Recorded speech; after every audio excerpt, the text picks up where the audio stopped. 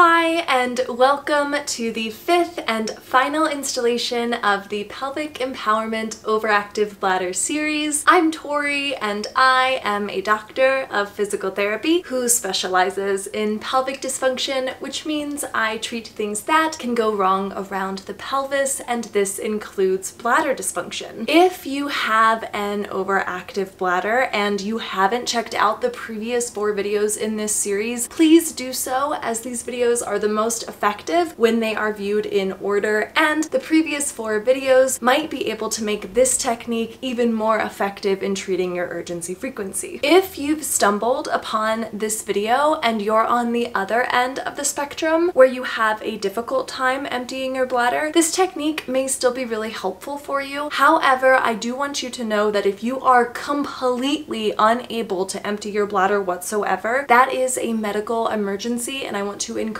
you to seek medical attention. With that being said, today's video focuses on the proper toilet positioning for urinating, and it applies not only to women and men who are navigating urgency frequency, but also to people without bladder issues. As always, timestamps and links to any studies or resources mentioned today can be found in the description below, and without further ado, let's get into it. In order to understand why the position that we will be reviewing today is the best position for bladder emptying, it's important to understand the relationship between the bladder and the pelvic floor during urination. So let's take a quick look at the bladder and pelvic floor. Let's pretend that this is my bladder and pelvic floor, and that I am facing you and I have been cut down the center. You can appreciate that my bladder is here, sitting on top of my urethra, the tube that connects my bladder to the rest of the world, and that my pelvic floor, a very important group of pelvic muscles, is here, living underneath my bladder and surrounding part of my urethra. Some of your pelvic floor muscles actually act as a urethral sphincter and are in charge of opening and closing the urethra depending on what you're up to. Now, your bladder is comprised of smooth muscle, which means you don't have any voluntary control over it, just like you don't have any voluntary control over the smooth muscle in your intestines. However, your pelvic floor is comprised of skeletal muscle, which means you do have voluntary control over it, much like you have voluntary control over the skeletal muscle in your biceps. So, as counterintuitive as it may be, when you urinate, the smooth muscle in your bladder is actually contracting in order to push the urine inside of it out of the urethra, while simultaneously your pelvic floor is relaxing so that that urethral sphincter is open and the urine can easily and effortlessly exit the bladder through the urethra and out into the world. So, when it comes to toilet positioning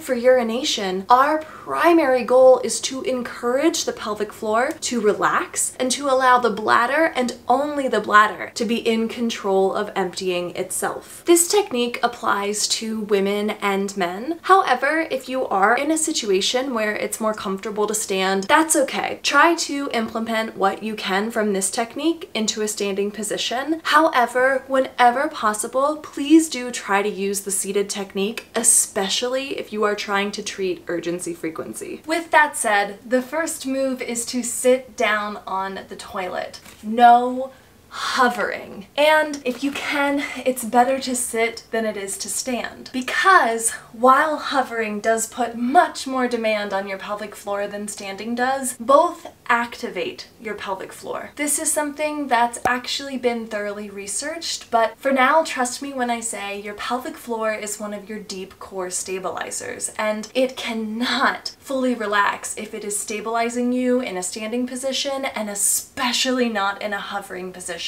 So sit down. And if you're in a public restroom and feeling icky about the toilet seat, either put some toilet paper down or bring those disposable toilet seat covers with you and sit on the toilet when you pee. Next, you want to rest your hands on your thighs or your knees, or you can rest your elbows on your thighs or your knees. A gentle lean forward can be helpful, but what's important is that you keep your spine neutral and relax your abdomen. again, I'm gonna change my positioning just to demonstrate what I mean when I say those things. So again, a gentle lean can be helpful, but you want to keep your spine neutral. Don't arch or do a C back.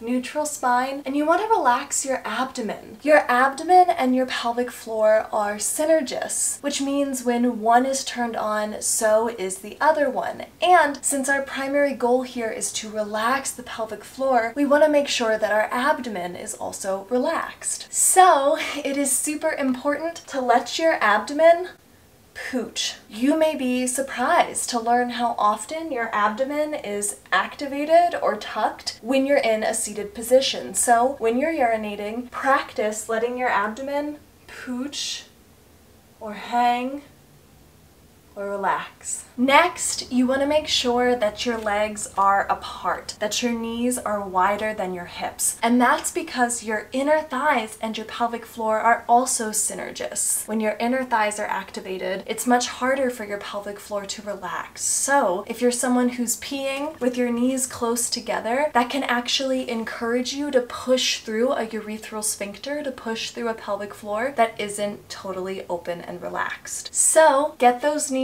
wider than your hips, and if you're wearing pants or leggings that won't allow you to accomplish this position, take them off or even take one leg out so that you can sit with your knees wider than your hips. Now that we've assumed the proper position, it's time to urinate. You should be able to calmly breathe throughout this entire process. So please, please do not strain. Do not inhale, hold your breath, and push down in order to urinate. Straining essentially uses pressure in your abdomen to force the bladder to contract and potentially squeeze urine through a pelvic floor, through a urethral sphincter that isn't totally relaxed. It's a poor habit that can actually encourage urgency frequency because it forces the bladder to empty, potentially against the wishes of your pelvic floor, regardless of how full the bladder actually is. Ideally, you're acting on a true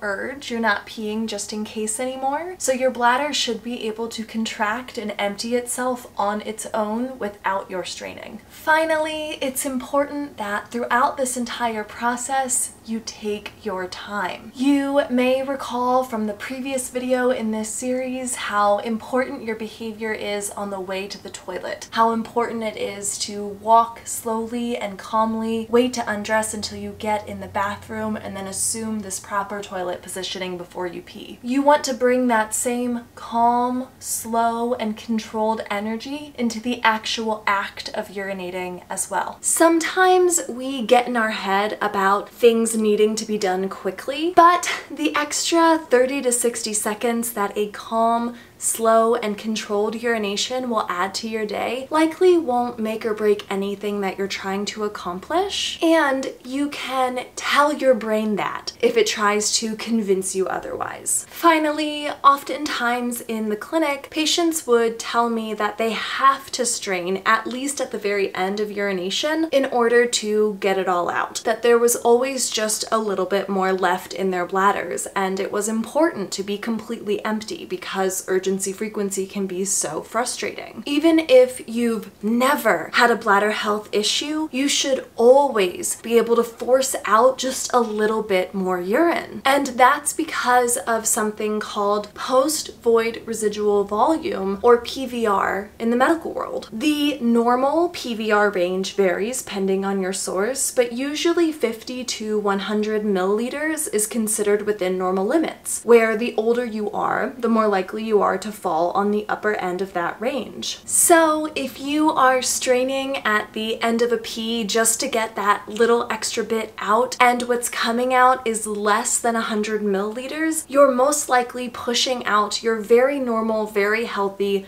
post-void residual. And doing that, unfortunately, will not decrease your frequency or your urgency. If anything, it will increase it by encouraging your pelvic floor to tighten and your bladder to empty at smaller volumes. On that note, thank you so much for watching. I really do hope that this series was helpful for you, and if you found this video helpful, please do give it a thumbs up, and if you didn't like it, please do give it a thumbs thumbs down and let me know what I can do to improve my content in the future. Feel free to comment absolutely anything down below. Content suggestions, feedback, questions you have, anything really. I do try really hard to read and respond to all of my comments. Don't forget to check me out on Instagram. And finally, if you want to see more content from me, please do consider subscribing to the channel. I make videos not only about pelvic things, like today's video, but also about